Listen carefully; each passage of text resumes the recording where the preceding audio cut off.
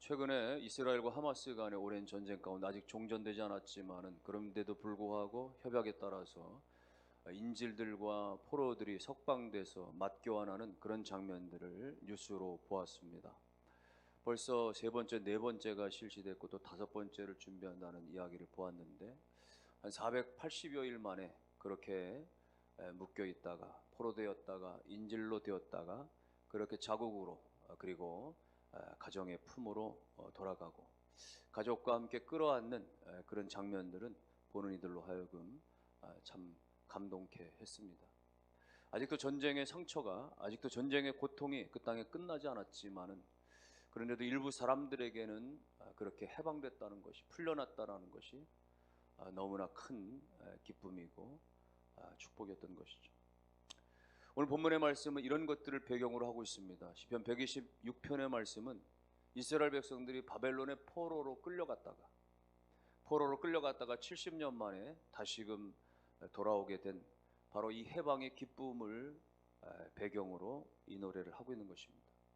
그러면서 이 6절의 이 고백들은 찬송들은 오늘 우리가 영원한 죄에서 구원받아서 하나님의 자녀가 됐는데 우리가 이렇게 구원받은 성도의 삶으로서 어떤 모습들을 가지며 살아가야 되느냐.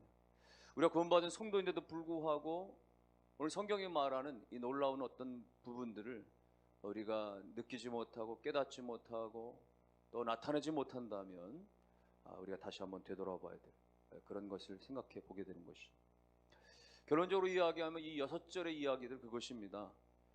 구원받은 하나님의 백성들 가운데는 참 자유가 있다.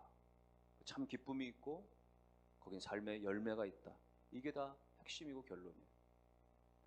구원받은 백성들, 해방받은 백성들, 하나님께 돌아온 자들 가운데는 그 참 자유함, 그리고 참된 기쁨, 그로 말미암는 삶의 열매, 이것이 오늘 이 시대를 살아가는 하나님의 자녀된 우리와의 모습이어야 되는 것이죠. 우리 또한 그와 같이 참된 자유와 참된 기쁨 그리고 열매가 필요한 것입니다.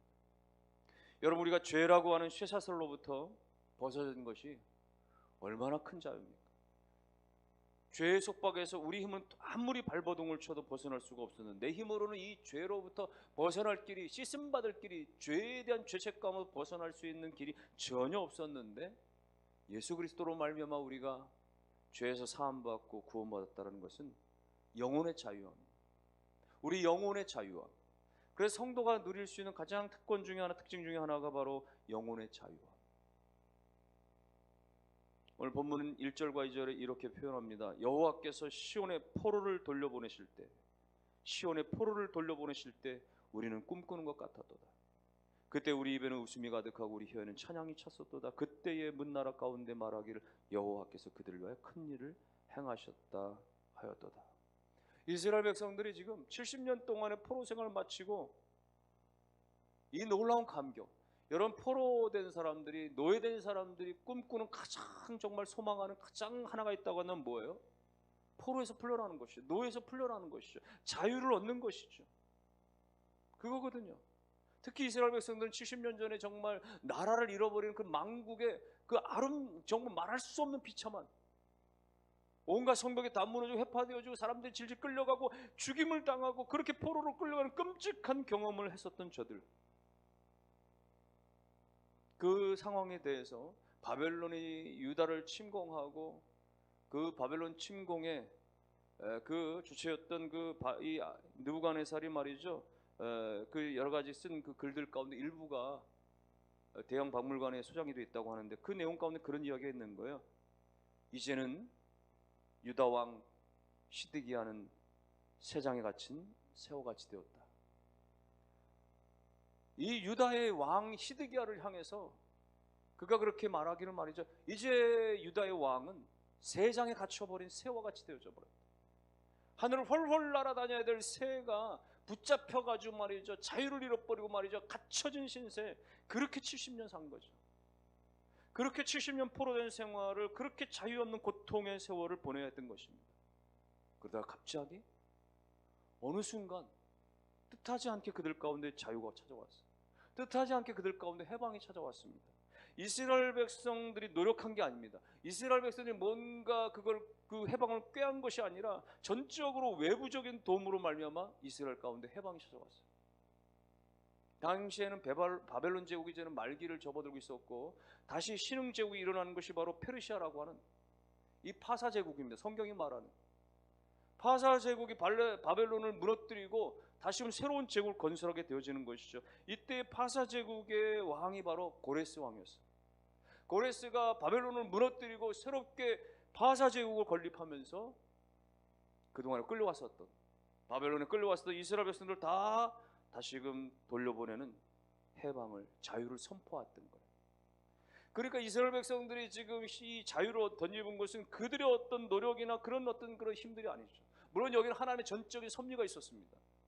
하나님이 제국을 움직이시는 이미 바벨론 포로 이전부터 사실은 포로로 잡혀갈 것이고 70년 뒤에는 다시금 그렇게 올 것이라고 하는 하나님께서 예언의 말씀을 하시기도 하셨죠. 하나님이 그 제국들을, 강대국들을 그렇게 움직여 가신 하나님의 손길이었던 것입니다.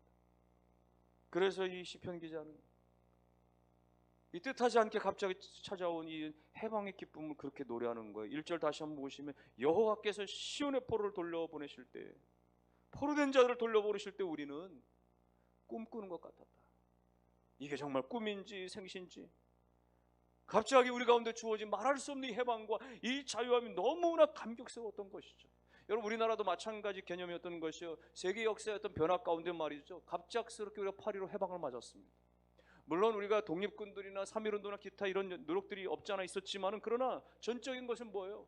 2차 세계대전에 일본이 패전하면서 말이죠. 결국은 아시아의 여러 나라의 지역들과 함께 우리가 해방을 맞은 게 된 것이죠.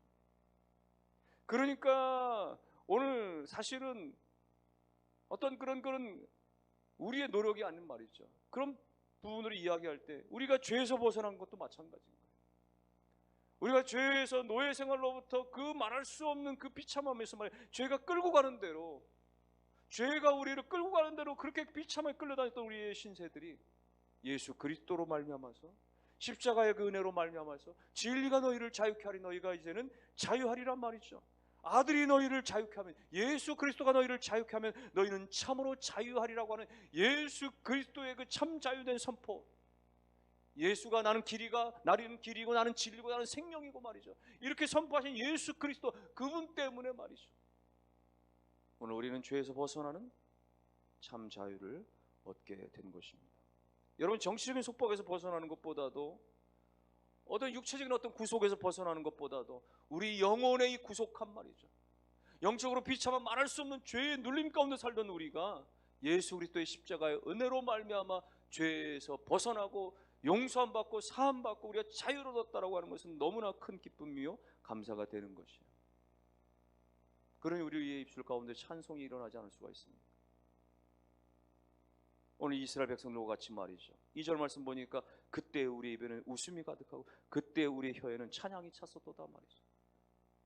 그렇게 어느 날 꿈꾸는 것 같이 그렇게 우리 가운데 해방을 주시고 자유를 주셨을 때에 우리의 입술에는 웃음이 가득하고 우리의 혀에는 찬양이 충만하고 말이죠. 그럴 수밖에 없죠 말이죠. 내 노력이 아니라 내 어떤 그런 의지가 아니라 말이죠. 전적으로 말이죠. 하나님께서 우리 가운데 구원을 허락해 주셨을 때, 죄에서 벗어나게 하신 참 자유와 참 그 은혜를 허락해 주셨을 때 말이죠. 그 옛날 그 언젠가 우리가 누군가의 전도를 받았던 말이죠. 우리가 하나님 앞에 섰을 때, 하나님께서 우리 가운데 엎드려 기도할 때, 하나님께서 우리 가운데 신앙의 고백을 드릴 때, 우리로 말미암아서 모든 죄에서 사함받는 그 구속의 은혜를 선포해 주시고 이제는 영원한 하나님의 자녀가 되어졌다라고 하는 그 놀라운 사실 가운데 우리가 있을 때, 이제는 하나님의 자녀요 백성이요 또 구원받은 놀라운 주의 자녀라고 하는 사실이 깨달아질 때 말이죠. 얼마나 감격이 되었습니까? 얼마나 기쁨이 있었습니까? 그래서 풀 한 폭인 이제 꽃 한 송이도 새롭게 보여지고 말이죠. 지나가는 바닥에 돌멩이조차도 말이죠. 이 일렁이는 말이죠. 바람조차도 우리가 오늘 그 모든 것들이 그렇게 정말 감격으로 기쁨으로 다가왔던 그 시간들 말이죠. 이것은 하나님께서 허락하신 내 영혼의 참 자유함 가운데 주어진 그 은혜입니다. 이미 하나님의 이 구원의 은총을 이제 확신한 여러분 그 확신의 고백이 식어지지 아니하고 그 기억이 흐려지지 아니하고 나를 구원하신 하나님이십니다. 나에게 영원한 생명 주신 하나님이십니다. 이 신앙의 고백이 날마다 기억되어지고 날마다 고백되어질 수 있기를 주의 이름으로 축원합니다. 구원받은 자의 삶의 특징 중에 하나는, 모습 중에 하나는 바로 기쁨의 모습이죠. 여러 가지 우리가 살면서 다양한 물질로 인한, 자녀들로 인한 다양한 우리가 기쁨을 얻을 수 있겠지만, 그러나 구원으로 말미암는 기쁨은 말할 수 없는 고상하고도 그야말로 품격이 있는, 그야말로 높은 기쁨입니다. 이 구원의 기쁨은 잠깐 주어졌다가 마는 게 아니에요. 일시적인 기쁨이 아닙니다. 우리에게 주어진 이 기쁨은 지속적인 기쁨이고 영원한 기쁨인 것입니다. 오늘 시편이 이렇게 말합니다. 3절 보십시오. 여호와께서 우리를 위하여 큰 일을 행하셨으니 우리는 기쁘도다. 여호와께서 우리를 위해서 큰 일을 행하셨다. 여기서 말하는 큰 일이 바로 우리를 구원하신 걸 말하는 거예요. 우리를 구원해 주셨으니, 우리를 죄에서 해방시켜 주셨으니 우리는 기뻐할 수밖에 없는 거예요. 마가복음 5장에 나온 거라사 지역에 귀신 들린 그런 사람을 기억하십니까? 귀신 들려서 말이죠, 죄의 사슬에 매여가지고 말이죠, 그렇게 악신에 씌워가지고 말이죠, 밤낮 말이죠, 그렇게 자학하면서 말이죠, 자신을 말이죠, 그렇게 학대하면서 말이죠, 괴성을 지르면서 말이죠, 그렇게 무덤가에 지내면서 그렇게 그의 영혼이 약탈당하며 고통받던 그 사람이었는데, 어느 날 주님이 찾아오셨습니다. 주님이 찾아오셔서 그 얽매인 모든 사탄의 권세를 다 물리쳐 주셨어요. 맑고 깨끗한 정신이 되었습니다. 제정신이 돌아온 이 귀신 들렸던 사람이 얼마나 감격이 들었든지, 얼마나 기쁨이 넘쳤던지 말이죠. 내가 이제는 주님만 따라가겠습니다, 이런 고백을 하게 되어지죠. 그때 주님이 하시는 말씀은, 집으로 돌아가서 주께서 내게 어떤 일을, 큰 일을 행하셨는지를, 어떻게 너를 불쌍히 여겨주셨는지를 너희 가족에 가서 알리라 이거예요. 주님께서 너희 가운데 어떻게 큰 일을, 어떻게 사람으로는 행할 수 없는, 사람의 힘으로는 이룰 수 없는 바 하나님의 큰 일, 죽음의 그 사망의 골짜기에서 건져내시고, 그 악한 귀신에서 건져내시고, 영원한 생명 주시고 구원을 하러 가신 그 놀라우신, 그 너를 불쌍히 여기신 그 일에 대해서 가서 이야기하라는 것입니다.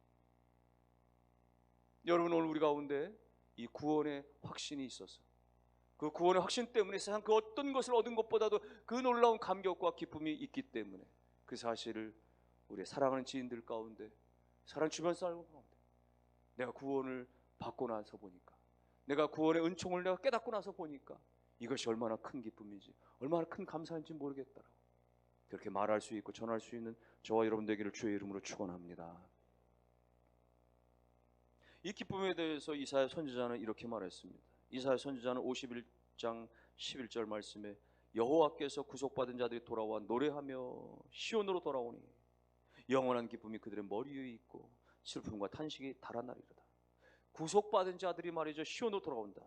다시 말해서 자국으로 이렇게 해방되어 돌아왔을 때 그들 가운데 영원한 기쁨이 머리 위에 있고, 그래서 그들의 안에 있는 모든 슬픔도, 그동안의 모든 찌들렸던 모든 그런 탄식들이 다 달아나게 되어진다. 여러분, 영원한 죄의 속박에서 우리를 건져내시고 다시금 영원한 자유를 허락하신 그 하나님의 은총 안에, 그 구원받은 저와 여러분들에게는 기쁨이 충만해서 말이죠, 우리 안에 그 어떤 탄식이든지 간에, 그 어떤 슬픔이든지 간에 다 몰아내는 역사가 하나님의 그 구원의 기쁨 가운데 일어난 줄 믿으시기를 바랍니다.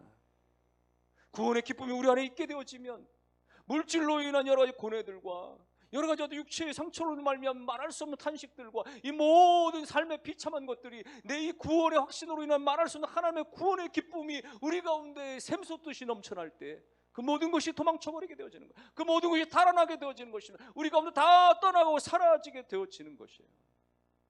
그러므로 오늘 우리가 아직까지도 혹여 우리가 예수 믿고 구원받고 하나님의 자녀가 돼서 이렇게 신앙생활 하는데도 불구하고 여전히 살면서 우리가 그 물질의 부족함 때문에 우리가 인상을 쓰고 다니고 말이죠, 그 건강의 부족함 때문에 말이죠, 늘 찌들린 얼굴을 하고 다니고 말이죠, 늘 누군가 불편한 상대 때문에 우리가 늘 그렇게 인상을 쓰고 다닌다면, 혹여 아직까지 내 안에 이 구원의 확신에 대한 그런 어떤 그 증거들이 없지는 않는가 말이죠. 우리를 되돌아볼 필요가 있는 것입니다.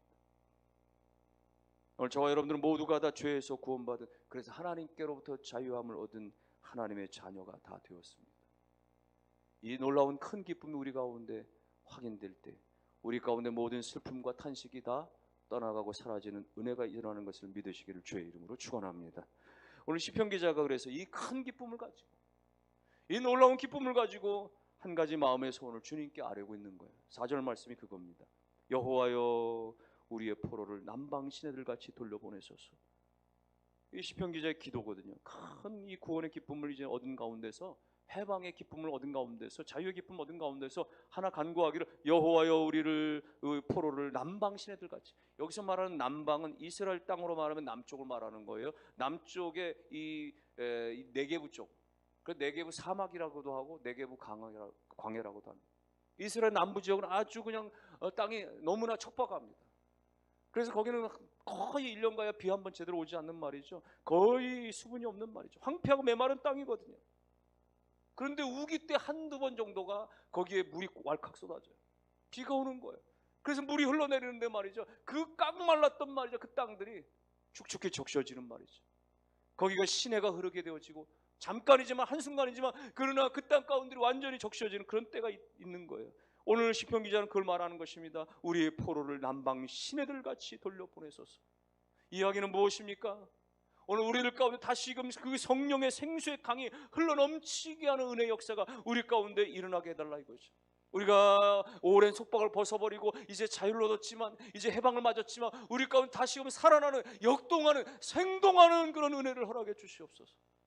여러분, 우리가 죄에서 벗어났습니다. 하나님의 자녀가 됐습니다. 구원받았습니다. 그런데도 불구하고 우리의 삶이 때로는 아직도 우리가 진리 가운데 서지 못하고, 아직도 우리가 말씀 가운데 엎드리지 못하고, 아직도 우리가 예수 그리스도 앞에 온전히 서지 못하고, 어떨 때는 우리 안에서 말이죠, 방황함이 있고 하나님부터 멀어짐이 있고, 그래서 말이죠, 교회로부터 멀어짐도 있고, 구원받은 하나님의 자녀임에도 불구하고 우리 가운데 영적으로 이 척박하고 황폐한 부분들이 여전히 남아있을 때, 주여 우리를 주의 남방의 시내들로 돌려보내시옵소서. 우리의 기도가 되어지는 거예요. 주님, 내가 하나님께 구원받은 자녀이지만 여전히 내 마음은 메마릅니다. 주님, 제가 하나님 앞에 성도이지만 제 영혼은 여전히 황폐합니다. 주님, 제 심령 가운데, 제 영혼 가운데 주의 성령의 생수를 부어주시옵소서. 그러므로 내 영혼이 하나님의 은혜 가운데 촉촉히 젖어드는 주의 은혜가 일어나기를 원합니다.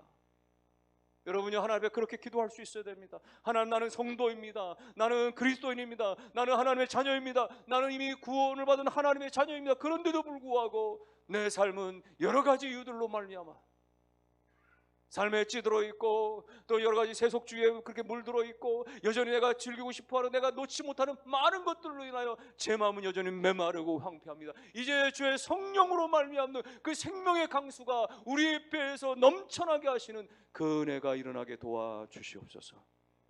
우리의 기도가 되어지고 우리 안에 응답이 되어질 수 있기를 주의 이름으로 축원합니다. 구원받은 자의 삶의 또 하나의 모습은요, 결실이 있는 삶입니다. 다시 말하면 구원받은 사람은 반드시 그 삶 가운데 열매가 맺게 돼 있다, 그 이야기입니다. 여러분, 마른 땅 가운데 이렇게 강물이 흘러가고 땅이 적셔지고 거기가 땅이 갈아엎어지고 말이죠, 종자가 심어지고 말이죠, 곡식이 자라나고 열매가 자라나는 거죠. 열매가 자라나는 것이죠. 그것이죠. 성경은 그걸 말하는 것이에요. 구원이라는 건 다른 거 아니다 말이죠. 구원이라고 하는 것은 황폐했던 내 마음 가운데, 황무했던 내 마음 땅 가운데 말이죠, 하나님께서 새 영을 부어주시고, 하나님께서 새 마음을 부어주시고, 하나님께서 우리 가운데 성령을 주심으로 말미암아서 우리가 이제는 새롭게 하나님 안에서 시작되어진다, 그 이야기입니다. 그래서 성령으로 말미암아 우리의 마음밭이 기경되어지고, 우리의 심령의 밭에 말이 성령의 그 봄비가 부어지고 말이죠. 그래서 우리 가운데 말씀의 씨앗이 뿌려지고 말이죠. 그러니까 어느 순간 꽃이 피어지는 거예요. 그래서 어느 순간은 거기에 열매가 맺어지는 거예요. 그래서 우리 가운데 말이죠, 예수 그리스도의 십자가의 그 복음으로 말미암아서 우리 가운데 변화가 일어나고 삶의 열매가 맺혀지게 되어지는 것이죠. 예수 그리스도 안에서. 그래서 우리는 우리의 신앙의 변화를 바라보면서 그렇게 찬양하는 것입니다. 주 예수 내 마음에 들어와 계신 후 변하여 새 사람 되고, 주 예수 내 마음에 들어와 계신 후 망령된 행실을 끊고. 여러분, 찬송은 그겁니다. 주 예수 내 마음에 들어와 계신 뒤에 내가 망령된 행신들을 끊어버리고, 주 예수가 내 안에 들어와 내가 구원의 은총을 덧입은 후에 내 삶이 변하여서 새 사람이 되고 말이죠. 여러분, 그러므로 구원받은 사람들 가운데 나타나는 가장 큰 특징 중에 하나는 결국은 삶의 열매가 나타나는 거예요. 여러분, 나무가 심겨졌는데 오랫동안 시간이 지났는데도 불구하고 그 나무에 열매가 없으면 어떻게 되는 거예요? 주인이 어떻게 하겠습니까? 이건 세월이 흘러도 나무가 열매를 맺지 못하면 말이죠. 여러분요, 하나님께서 우리 가운데 택하시고 불러내시고 구원받으시고 하나님의 자녀 삼으신 그 이유가 목적이 있다고 한다면 오늘 우리 가운데 열매가 맺혀지기를 원하시는 것이에요. 그래서 요한복음 15장에 나오는 이 포도나무 가지의 비유는 바로 그런 것들을 말씀해 주는 것입니다.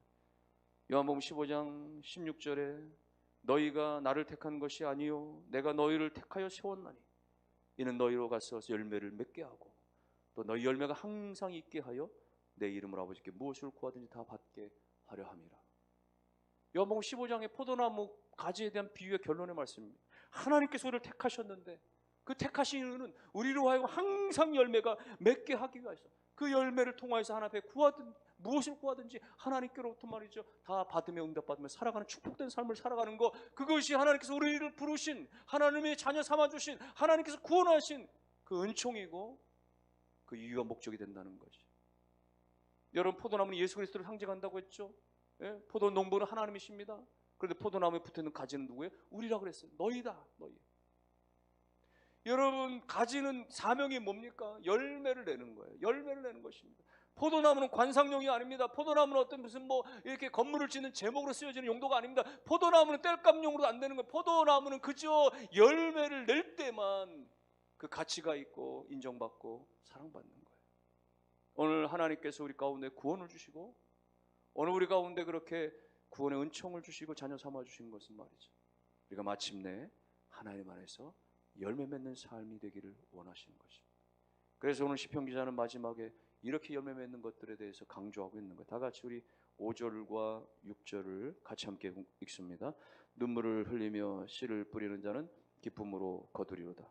울며 씨를 뿌리러 나가는 자는 반드시 기쁨으로 그 곡식단을 가지고 돌아오리로다.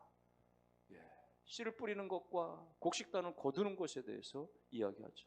구원받은 사람들은, 하나님의 자녀들은 때가 되면 다 열매를 맺게 돼 있어요. 다 기쁨으로 다 단을 거둘 때가 있는 것이에요. 단 그것은 저절로 되는 건 아닙니다. 저절로 얻어지는 특권은 결코 아닙니다. 여러분 기억하십시오. 구원은 내 노력이 아닙니다. 구원은 전적인 하나님의 선택이에요. 구원은 일방적인 하나님의 선물입니다. 그냥 믿음만으로 주어지는 하나님의 축복입니다. 그런데 우리 안에 이 마음에, 심령에, 옥토에 열매가 자라나는 것, 열매가 맺어지는 건 저절로 되는 게 아니에요. 그건 우리가 눈물로 씨를 뿌리는 과정들이 있어야 하는 것입니다. 눈물로 씨를 뿌리는 시간들. 여러분, 그래서 하나님을 더 알아가기를 원하고, 그래서 우리가 성경 말씀을 묵상하고, 그래서 우리가 기도의 시간을 갖고, 그래서 우리가 어떤 그런 시간으로 물질로 봉사도 하고, 그래서 우리가 말이죠 여러 가지 어떤 사역도 하고, 그래서 누군가에게 예수를 전하고 복음의 씨앗을 뿌리고, 이런 시간들에 눈물로 그렇게 씨를 뿌리는 시간들이 있어졌을 때에 말이죠 때가 되면 반드시 거기에 열매가 맺혀지게 하는 것이에요. 오늘 우리 안에도 마찬가지입니다. 우리 속에도 마찬가지입니다. 우리가 늘 말씀을 사모하고 우리가 기도 시간들을 갖고 성경을 읽고 묵상하고 이런 말이죠 나름대로의 영적인 씨를 뿌리는 시간들이 있을 때에, 우리 말씀을 받고 먹고 우리가 말씀을 소화하고 말씀을 순종하고 이런 씨 뿌림들이 일어날 때에 말이죠 어느 순간 되면 내 안에서 꽃이 피어지는 거야. 내 안에서 열매가 나타나기 시작하는 것입니다. 그래서 내가 봐도 내가 전과 달리 달라진 나의 모습과 누가 봐도 나를 향해서 달라졌어요. 당신 예수 믿고 나서, 당신 교회 다니고 나서, 당신 은혜 받고 나서 뭔가 좀 달라져 가는 것 같아. 엄마 아빠 달라졌어요. 어머니 아버지 달라지셨습니다. 우리 자녀들이, 우리 아이들이 달라졌습니다 말이죠. 부장님 과장님 뭔가 좀 달라진 것 같아요.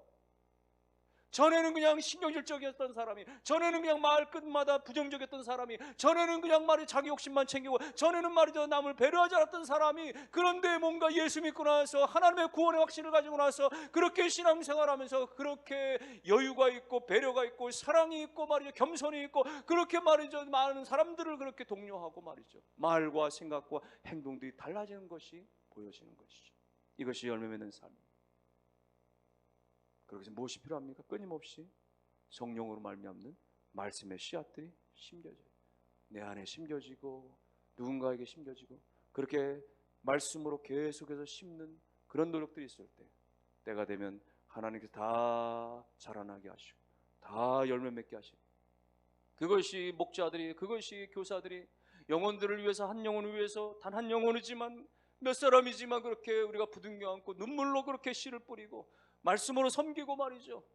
그렇게 우리가 중보기도단에서, 그렇게 우리가 노방전도하면서, 그렇게 누군가 관계전도하면서, 그렇게 어디 가서도 말이 그렇게 사랑으로, 그렇게 주방에서 말이죠, 사랑으로 말이죠, 그렇게 또 그 차량 봉사하면서 기타 등등의 모든 그런 사랑의 씨앗들이 심겨지고 믿음의 씨앗들이 심겨질 때 마침내 하나님께서 때가 되면 다 거두게 하시는 놀라운 하나님의 축복의 역사가 있음을 믿으시기를 주의 이름으로 축원합니다.